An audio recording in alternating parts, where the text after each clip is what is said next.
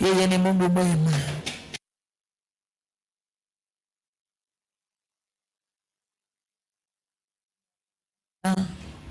Kwa ibada ya dhuhuri ya siku ya leo, mshiriki pamoja na sisi na ili tushiriki neno la Mungu, na Bwana atatutenda mema na Bwana atawabariki mahali popote pale ulipo. Twakushika ugeni, karibu sana, karibu sana, na Bwana atazidi kukutenda makuu ya ajabu. Kwa majina naitwa Beatrice Wabui wa Kariuki. Nampenda Bwana ni kwa sababu ya kuniokoa na kunipa nafasi katika ufalme wake. Ndio maana nimesimama mbele zenu kama nimeokoka na nikikiri ya kwamba Yesu ni Bwana. Amenitenda mengi makuu ya ajabu. Ninayo sababu adhuhuri ya siku ya leo kumwambia Mungu ni asante.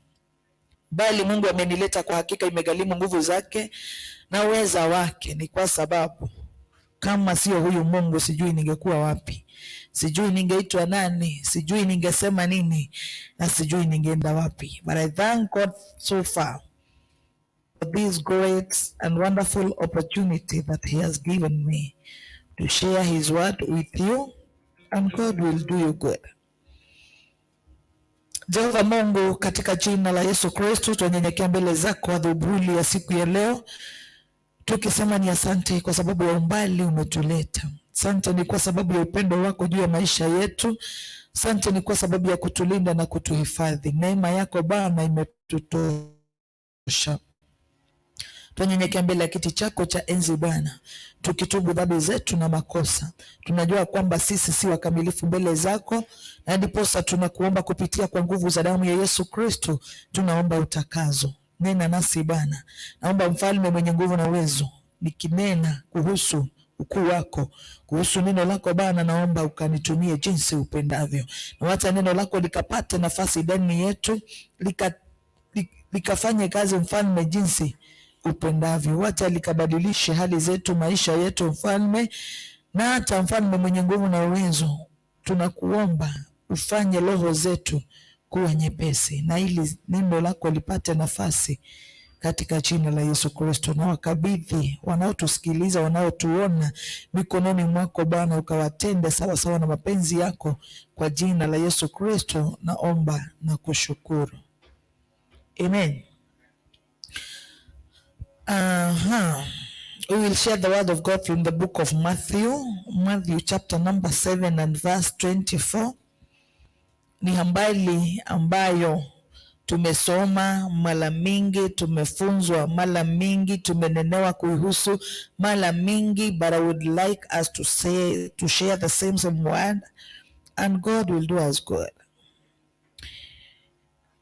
Matthew chapter number 7 and verse 24.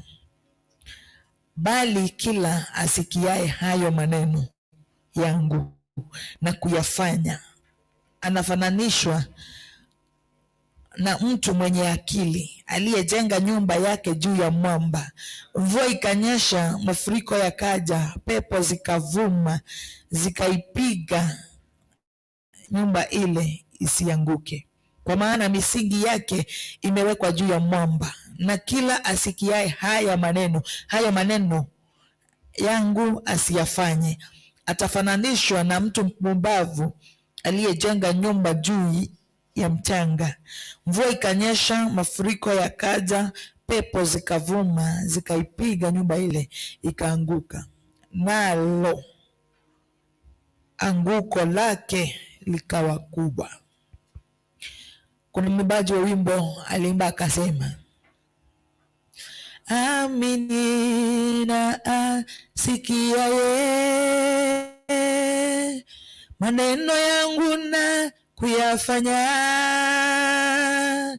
anafananishwa na mtu aliyejenga juu ya mwamba. Amini na asikiaye maneno yangu na kuyafanya, anafananishwa na mtu aliyejenga juu ya mwamba, kila sikiaye nasi afanye, nafananishwa na yule mpumbavu aliyejenga nyumba juu ya mchanga, nao upepo uliangusha. Heri yule aliyejenga nyumba yake juu ya mwamba, mvua na pepo zikivuma,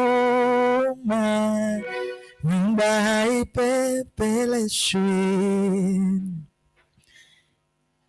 Basi kila asikiaye hayo maneno yangu na kuyafanya anafananishwa na yule mtu mwenye akili aliyejenga nyumba yake juu ya mwamba. Mvua ikanyesha, mafuriko yakaja, pepo zikavuma, zikaipiga ile nyumba isianguke, kwa maana misingi yake imewekwa juu ya mwamba. Na kila asikiaye hayo maneno yangu asiyafanye atafananishwa na mtu mpumbavu aliyejenga nyumba yake juu ya mchanga. Mvua ikanyesha, mafuriko yakaja, pepo zikavuma, zikaipiga nyumba ile, ikaanguka, nalo anguko lake likawa kubwa. Kuna haya maneno matatu na lazima yaambatane: kusikia maneno. Kila asikiaye, kusikia maneno na kuyafanya. Kuna kusikia na kutofanya, kuna kusikia na kufanya. Unaposikia neno la Mungu na kufanya jinsi neno la Mungu linavyosema. Tukapewa mfano katika Biblia kwamba unaposikia neno la Mungu kuna kusikia na kuna kufanya. Kwa hivyo bado kuna kusikia na kutofanya. Na no wonder Biblia inatupatia mfano ya kwamba aliyesikia neno la Bwana na kufanya na kutekeleza neno la Bwana jinsi linavyosema, naye huyo mtu akafananishwa na mtu mwenye akili. Ni Biblia imesema. Kwa hivyo yule mwenye alisikia na hakufanya akafananishwa bado na yule mtu mwenye hana akili, anaitwa mtu mpumbavu.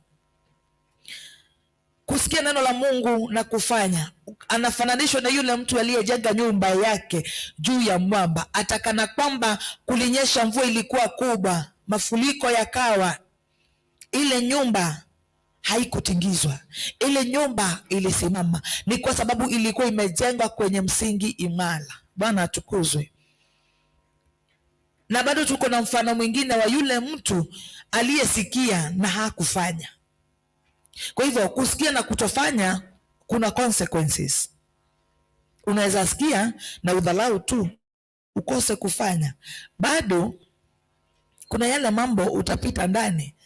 Na ndio maana yule mtu alisikia na hakufanya anafananishwa na yule mtu mpumbavu ambaye alisikia neno la Mungu na hakufanya jinsi neno la Mungu lilimkusudia yeye afanye. Adhuhuri ya siku ya leo tumekuwa tukisikia neno la Mungu. Neno la Mungu linatuagiza, linatuambia tufanye na tuenende na hizi njia, lakini ole wetu hatuzingatii na hatufuati vile neno la Mungu ama mapenzi ya Mungu hatuyatekelezi maishani mwetu. Na ndio maana utapata mara mingi na siku nyingi tunahubiriwa na neno la Mungu linafanya kazi kwa wala watu wako na akili, lakini kwa wenye ni wapumbavu unapata tu neno liliongewa, neno lilisemwa, lakini ni kwa sababu hawakufanya mapenzi yake Mungu, hawakufanya as per the word of God was saying. Unapata maisha yetu yanabaki kuwa mahali pale. Tunasema ni kweli tunaendanga kanisa, ni kweli tunasimamanga na mtumishi, ni kweli tunasimamanga na madhabahu, ni kweli tunatoa sadaka, ni kweli tunatoa fungu, lakini neno la Mungu hatuzingatii neno lake Mwenyezi Mungu. Tunakaa mahali pale tukiimba wimbo ya yale mambo tunafanya kwenye madhabahu ya Mungu, lakini ni kweli tunasikia neno la Mungu, lakini hatufanyi. We are not doing as per the word of God. And that is why the Bible says, let us not be the hearers of the word of God, but let us be the hearers and doers of the word of God. Haya ni mambo mawili tofauti. Ni kama nikwambie toka hapa enda mahali pale. Ni kweli umesikia, lakini hutatoka hapa na hutaenda mahali nimekuagiza. And you never know ile kitu nilikuwa na kuagiza uende uchukue ni gani. Maybe ingekuwa kwa faida kwako, lakini umesikia la hutatii. Itabidi tuwe tusikia neno la Mungu na tunatii, ili tulinganishwe na yule mtu. Mungu anasema ya kwamba yule mtu aliyesikia maneno na kuyafanya analinganishwa na yule mtu aliyejenga nyumba yake juu ya mwamba, na alijenga kwenye mwamba thabiti. Atakana kwamba mvua ilinyesha, mafuriko yakawa, upepo ukavuma, ile nyumba ikatingizwa, haingeweza kuanguka. Ni kwa sababu ilikuwa imejengwa kwenye msingi thabiti. Same case applies to our lives today. Tunajidai tunaenda katika nyumba ya Mungu, tunajidai ya kwamba sisi ni viongozi wa Praise Team, sisi ni wachungaji, lakini hatufanyi ile kazi Mungu ametuagiza tufanye. Hatufanyi. Tumekaa tu mahali pale na zile titles, tumekaa tu mahali pale na hiyo, lakini hatufanyi kazi ya Mungu. Mungu angekusudia sisi tufanye. Tunalinganishwa na yule mtu mpumbavu. Nikawa nikiwaza na nikifikiria, ndio tulinganishwe na ndio tupewe mfano wa kujenga nyumba juu ya mchanga. Ni kwa sababu huyu mwenye ana akili, sitaki kutumia hiyo neno, nataka kutumia mpumbavu. Huyu mtu mpumbavu alijenga nyumba yake juu ya mchanga. Kama upepo tu ukipepeluka, mchanga huo inapepelushwa. That is not a good foundation for you to lay a house. Na ndio maana mvua iliponyesha, pepo zilipovuma, ile nyumba ilitingizwa na ikaanguka. Ni kwa sababu msingi wa ile nyumba haukuwa msingi thabiti. Adhuhuli ya siku ya leo naweza nikakuuliza swali moja. Msingi wako wa ukikristo uko namna gani? Maybe msingi wako wa ukristo umeujenga juu ya mambo yale tu tunatamaningi ya hapa ulimwengu.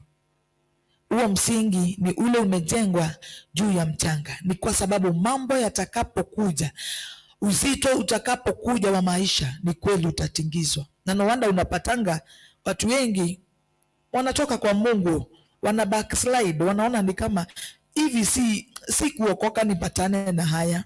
Lakini kama ulikata kauli ya kuokoka na kumfuata Yesu, hata mafuriko yaje, hata upepo uvume, ni kwa sababu umejengwa kwenye msingi ulio thabiti, ambayo ni Yesu Kristo. Hata mabongani yaje, hakuna siku hata moja utatingizwa. Biblia inasema katika kitabu cha Warumi, ni kitu gani hicho kitatutenganisha na upendo wa Mungu? Na imeelezea ni kifo, ni mambo mingi. Same case applies to this.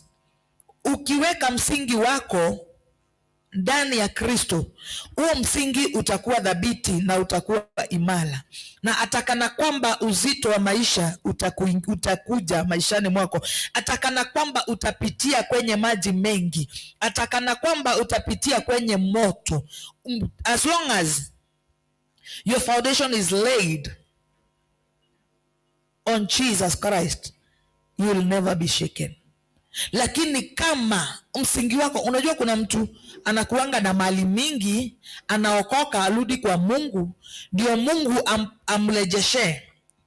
Na ndio maana unasikianga ati ile miaka yetu, ile mali yetu iliyokuliwa na nzige, Mungu atairejesha. It is not the way, sio vile unafikiria, hapana.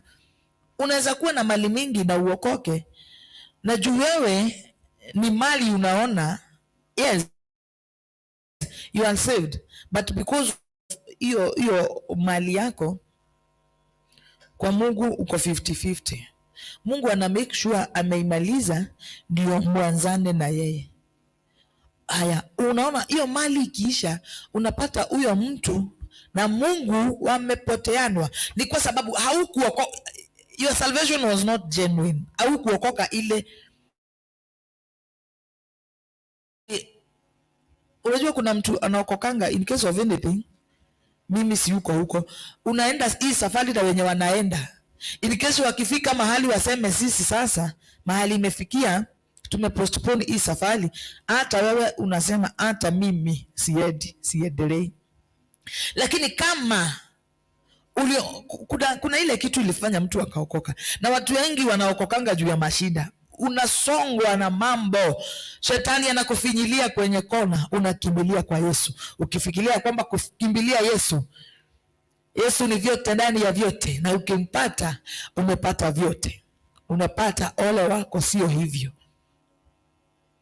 Lakini kwa wale ambao wako na akili mzuri, wale ambao wamejenga misingi yao kwenye Yesu Kristo, wacha nikwambia kwamba let me assure you that you have laid your foundation mahali ambapo panafaa. Ni kwa sababu as long as you are in the Lord, as long as you trust in this God, as long as you believe in this God, atakana kwamba mafuriko yataja, hautatingizika, because your trust is in the Lord. Praise the name of the Lord. Jioni ya siku ya leo naweza kuwa na huzuni sana,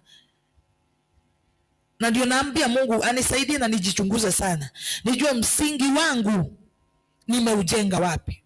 Kama nimeujenga kwenye harakati za dunia, kwenye mali ya dunia, ile mali ya dunia ambayo huwa inaisha, huo msingi sio dhabiti.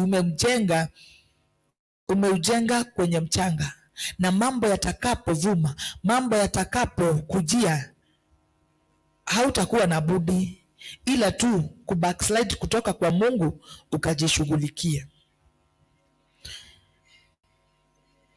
Tumepewa mifano miwili ya yule mtu alikuwa mwelevu aliyejenga nyumba yake juu ya mwamba. Hata wajenzi wanapojenga nyumba, I think ile kazi kubwa ya hiyo nyumba inakuanga to lay that foundation. And to lay the foundation, ukiona nyumba ikipandishwa, inapandishangwa mpaka unaitamani ukiona. Lakini zile vitu hutumika ndio hiyo nyumba, hiyo foundation ikuwe strong, na hiyo foundation ikuwe sawa. Ni vitu zingine hata huwezi elezea. Mawe zingine zinakaa hivi hata hazina shape. Kwa hivyo, for you to lay the foundation, and the good foundation in Jesus Christ, si tafadhali na si rahisi. Itabidi upitie mambo makubwa, mambo mazito, mambo magumu, na ili Mungu aweze akakuchonga, atakana kwamba mambo makubwa baadaye atakuja maishani mwako, hautatingizwa. Praise the name of the Lord. Wale watu ambao misingi yao ni thabiti ndani ya Bwana. And that is why the Bible says ya kwamba wale watu wanaomtumainia Mungu ni kama mti uliopandwa kwenye chemichemi za maji. Huo mti hauwezi ukanyauka. Ukijijua wewe ni nani katika ufalme wa Mungu, ukijua msingi wako uko namna gani ndani ya Kristo, hata mambo yaje mazito hautatoka kwa Mungu. Na naona unapatanga watu wengi wanaendanga kujishughulikia. Kuna watu wenye wanakuanga wameokoka, huwezi elewa, they are lukewarm. And Biblia inasema ya kwamba ukuwe moto ama ukuwe baridi, utangaze msimamo, ueleweke vyema. Sababu ukiwa hapo katikati, either can do, mambo yakikulemea upande huu unakimbia kwa Mungu, ukisaidika unarelax, unakaa tu pale. Ukiona kwa Mungu ni kama kuko na delay. Unajua kuna watu wengi wameokoka, akiingia kwa wokovu anatoshea. Akienda kwa wale watu wa dunia wanye hawaelewi, hawajui, bado wako sawa. Mpaka unashindwa huyo mtu anakaaga aje. Na ndio maana unapata kuna watu wenye wako kwa kanisa, na ikifika ni wakati wa kwenda kwa waganga wako ndani. Ni kwa sababu misingi yao sio dhabiti. If only you can trust this God and your foundation to be laid on Jesus Christ, mambo yoyote yale hautapata fikra za kujitafutia namna eti juu mambo yamekuwa magumu. Hapana, you will trust in this God, you will wait. David waited patiently unto this God, na Mungu akaja akasikia kilio chake, na Mungu akaja akajibu maombi yake. Praise the name of the Lord. Adhuhuli ya siku ya leo naomba nikuelezee kitu moja. Kama uko kwa Mungu, kaa kwa Mungu na utulie kwa Mungu. One thing is, Mungu si mwanadamu eti anaweza shikwa mkono aonyeshwe njia ama aelekezwe. Hapana. Unaweza kuwa umegoja Mungu sana na unaangalia calendar from January to December ya 2020, unaiangusha chini, unaichoma, na Mungu bado hajakujibu. Ya 2021 unaihang, inaisha. Mungu hatumiangi ile calendar, si watu tunatumia. Na Mungu haenendi na majira ya mwanadamu. Hapana. Na no wonder Biblia inasema kwamba mawazo ya mwanadamu sio kama ya Mungu, njia za Mungu sio kama za mwanadamu. Kwa hivyo ukisikia David akisema that I waited patiently unto this God, kuna mambo yalimsonga, ikabidi amgoje Mungu, na atanetereraga yakamweterera ringi ni tondu alikuwa anaona nikana Mungu amekawia, Mungu amekaa. Lakini kuna wengine wanakaanga kitabu Mungu akuje, wacha nijishughulikie. Unakuanga na alternatives. Huo msingi wako hauko imara, huo msingi wako sio dhabiti. Kama ni kujenga msingi wako kwa Yesu Kristo, ni atakana, hauna option, hauna alternative. Hata kama ni jambo gani litakupata, you are still there waiting for this God to answer you. You are still there waiting for this God to hear your cries. And absolutely, unapomgoja Bwana, kama msingi wako uko katika Kristo, Mungu atakupa neema ya kumgojea. Na kumgojea Mungu, mwimbaji wa wimbo aliimba akasema, kugoja kumejawa na huzuni na machozi. Kugoja si tafadhali. For one, akwambii nitakuja kesho, anaendelea tu na kukutia moyo, ningoje bado nakuja, nigoje ningali bado naja. Mwaka unaisha, wewe ukihesabu mwaka it is 365 and quarter days, unaona hapana, mwaka ni kubwa sana kwa mwanadamu kugojea. Na tunasomanga watu wengi sana kwa Biblia wenye walimgoja Mungu na Mungu hakuaibisha. At the end of the day walimuona Mungu na Mungu akawatenda mambo makuu. Ukimgoja Mungu, Mungu hatakuaibisha. God will be there for you. It's only you lay your foundation in Jesus Christ. Na hata kana kwamba mambo yatakuwa mengi, mambo yatakuwa magumu, hautatingizika. Lakini ukijenga msingi wako kwa mambo ya dunia, wakati mambo yatavuma juu, we go through things, we go through hardships, we go through hard situations. Ile mimi nitapitia sio yeye wewe utapitia. Hata kana kwamba Biblia inasema ya kwamba hatutajaribiwa na yale mambo ambayo itatushinda. Mengine unapatanga, unajaribu kujitafutia wewe mwenyewe suluhu ndio utoke kwa hii mambo. Na ni kweli kwa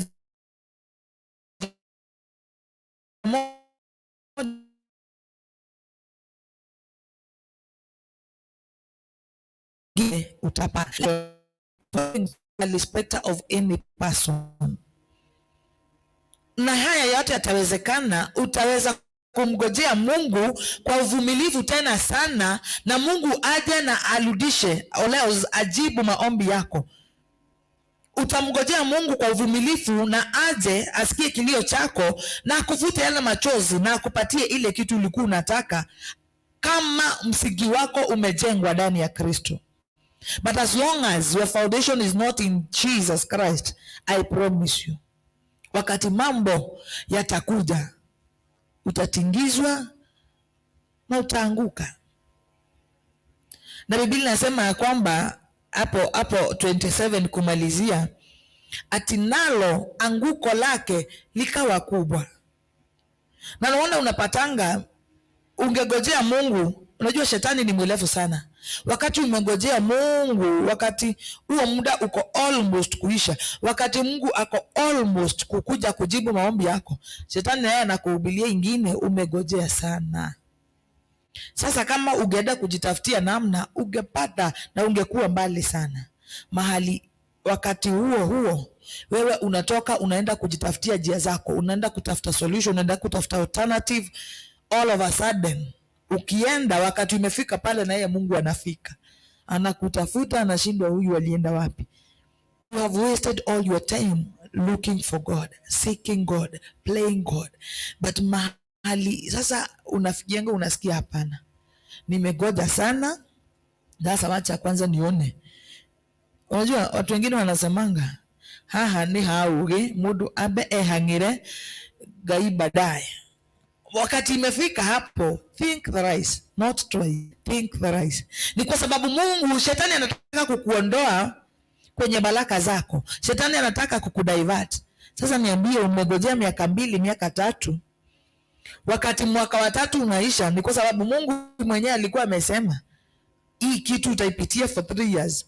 Wakati the 3 years are coming to an end, that is when unaona umegojea, moyo wako umevunjika, moyo wako umeinama, huna tumaini tena, na unaenda kujishughulikia.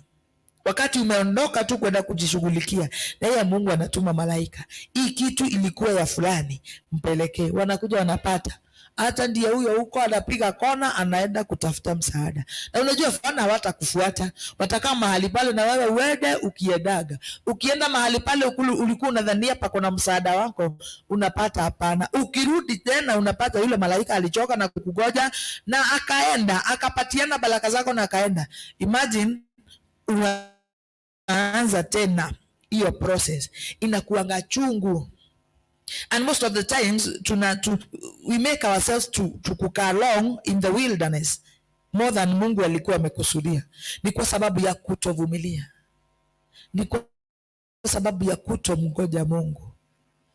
Msingi wako ukijengwa imara, msingi wako ukiwa dhabiti ndani ya Kristo, Mungu atakupa neema tosha ya kumngojea huyu Mungu.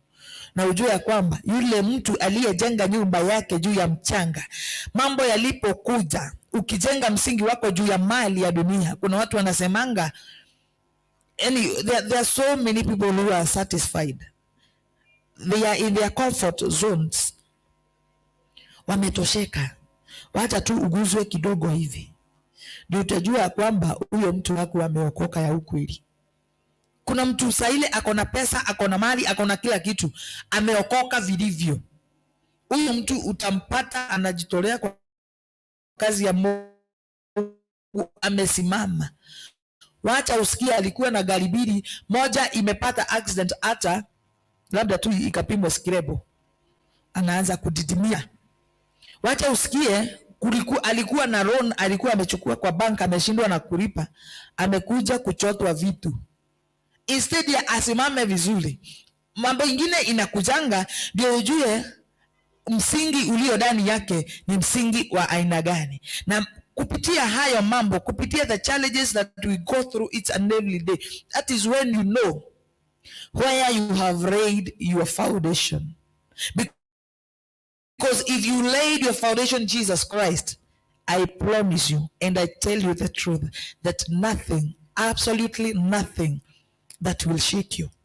But kama msingi wako uko katika mambo haya tunaonanga, haya mambo huwa tunayatamani, hakuna siku hata moja utapata amani. Ni kwa sababu itakuwa inatingizwa it's and every day. Na unaona mpaka unarusha tu mikono, unaona. Unajua watu wenye wameokoka saa zingine wanasubukanga wakijiuliza, mbona napitia haya? Kuna jamaa mwingine nilikuwa naongea naye akaniambia for the last 4 months hajaenda kanisa, na nikamuuliza nini? Akaniambia alikuwa na pesa, akaweka kazi ikaisha, yani akapata hana kitu mpaka rent yenyewe kulipa. Na alikuwa analipa 3000, ikamshinda. Mpaka anatoka na vitu zake, anaenda kwa rafiki yake kukaa.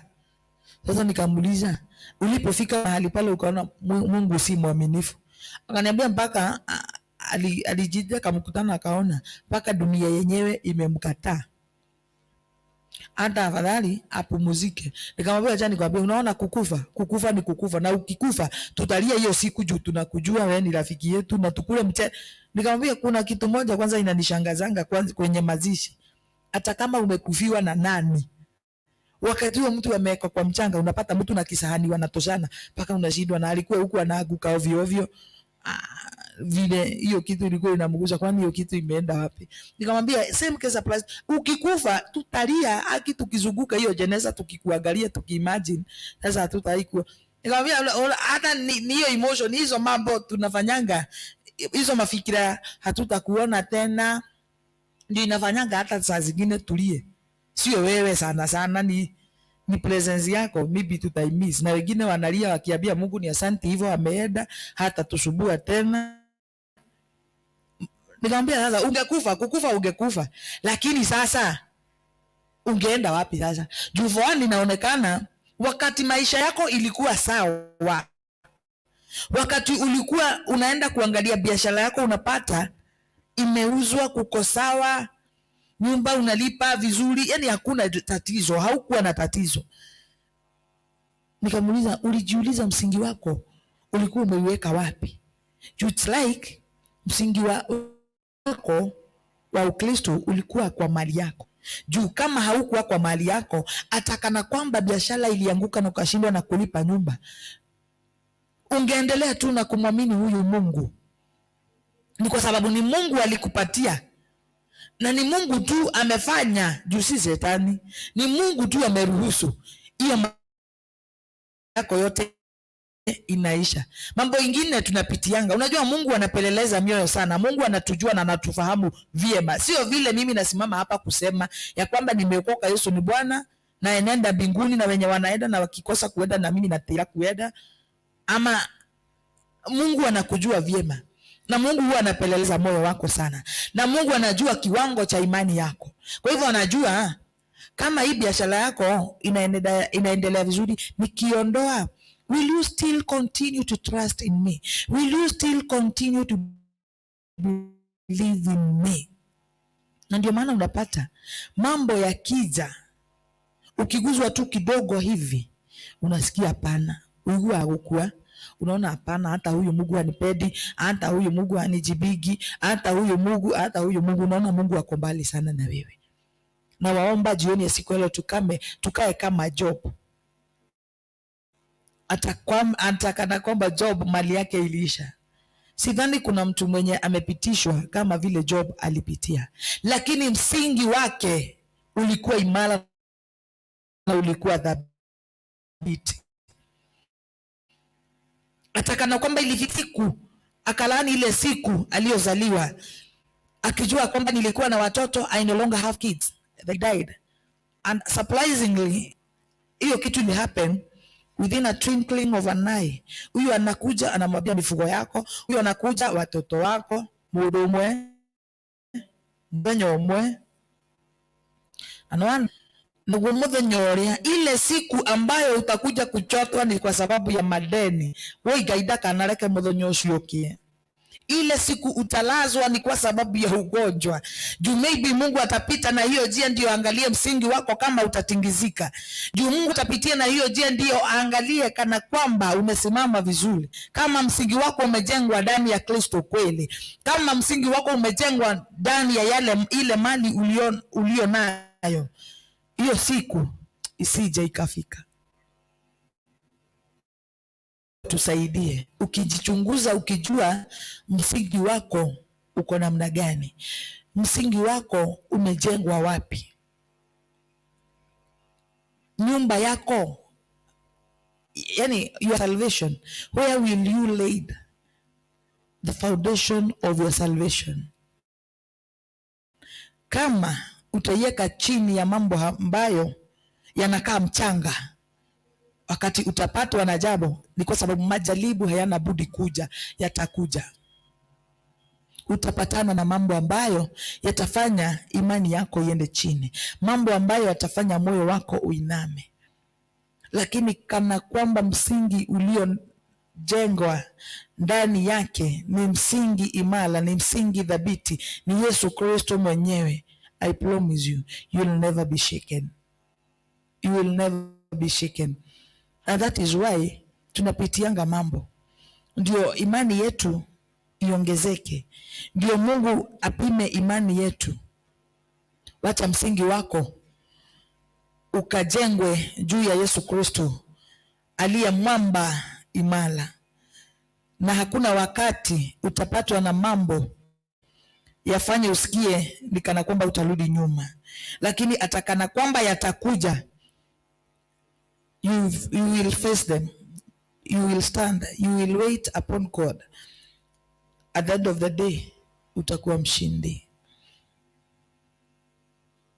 Lakini ukijenga msingi wako kwenye mambo duni, wakati majaribu yatakapokuja, you will not be in a position kushinda hayo majaribu. You will not try to go to the next level. Na it's always good, jikakamue, jitoe, usimame. Wacha tusibabaishwe na haya mambo madogo madogo. Hapana, wacha misingi yetu tuyaweke kwa Kristo, tukijua kwamba Mungu, for one, God loves us so much, na hawezi akatuachilia. Mungu hawezi akakuangalia tu ukiangamia, as long as you trust in this God. No, hawezi. Our God is so faithful. God loves us so much. Ni vile za zingine tunaonanga mambo ya hayaendi vizuri, mambo yanaenda brama, na ukijaribu kutazamia Mungu ako wapi, unaona Mungu ako mbali sana. Mungu anakuanga karibu sana na wewe. Tukubali misingi yetu ya wokovu wetu, ya Ukristo wetu, yajengwe kwa Yesu Kristo. Without that, I promise you, you have a long way to go. Sababu utakuwa unapatana na jambo kidogo hivi linafanya moyo wako usikie ni kana kwamba utapasuka. Na there is no way Mungu atakuaminia mambo makubwa kama hutu tudogo tunakushinda. Bwana atukuzwe. Yeah.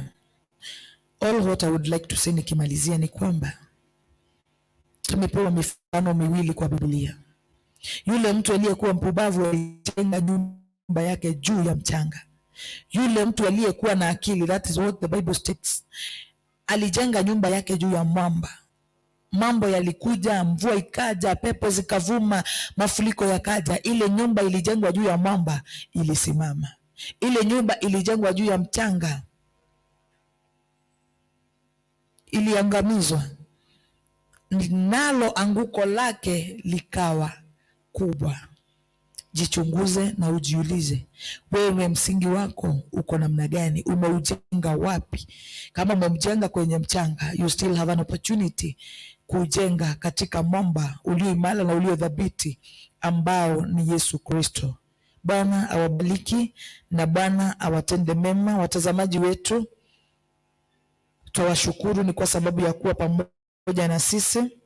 Ukijenga msingi wako kwenye mwamba ambao ni Yesu Kristo, mwamba ulio dhabiti, mwamba ulio imara, na at the end of the day atakana kwamba mambo yatakuwa mazito, utasimama. Lakini ukijenga msingi wako kwenye mchanga, tafakari hayo. Work on your salvation, work on your foundation, the one you have laid. Ni kwa sababu sio rahisi. Sio rahisi, bali itagharimu mkono wa Mungu na nguvu za Mungu ili uweze kutomboa. Tuma sadaka yako.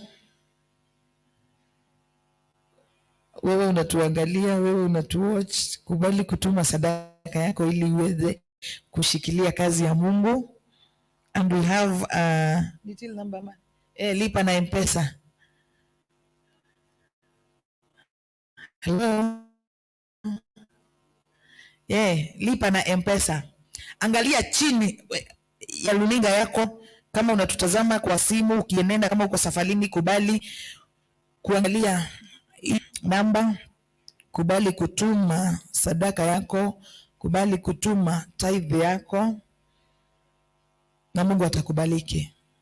Kuna namba mpaka ya M-Pesa iko mahali pale, kubali kuitumia na Bwana atakutenda mambo makuu na ajabu. Tunakukaribisha kwenye ibada yetu ya mkesha ya siku ya Friday jioni, na Bwana atakutenda mema.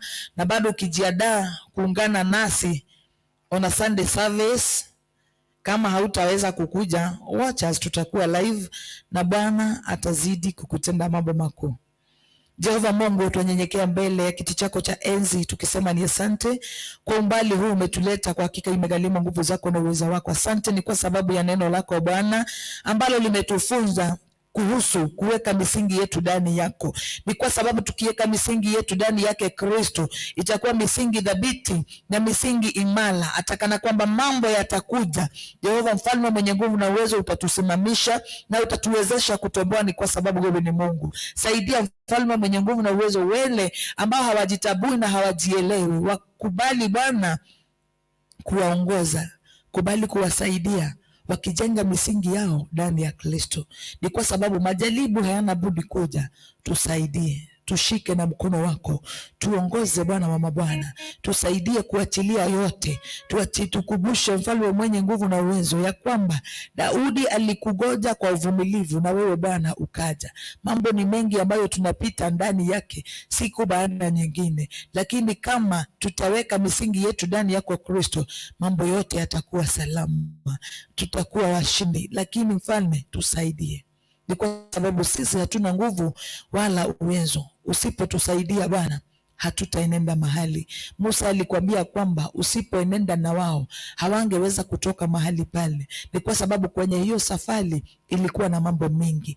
Jehova mwenye nguvu na uwezo, usipoenenda na sisi, tusipojenga misingi yetu ndani yako Kristo, ni kweli tutaangamizwa na ulimwengu. Ni kweli tutaangamizwa na yale mambo yale yanajitokezanga kila siku baada ya nyingine. Tusaidie kujenga misingi yetu ndani yako, na kwa yote mambo yatakuwa sawa. Asante ni kwa sababu wewe ni Mungu mwema. Wacha neno lako Bwana likafanye kazi ndani yetu sawa sawa na mapenzi yako. Katika jina la Yesu Kristo tunaomba na kuamini. God bless you and do you good.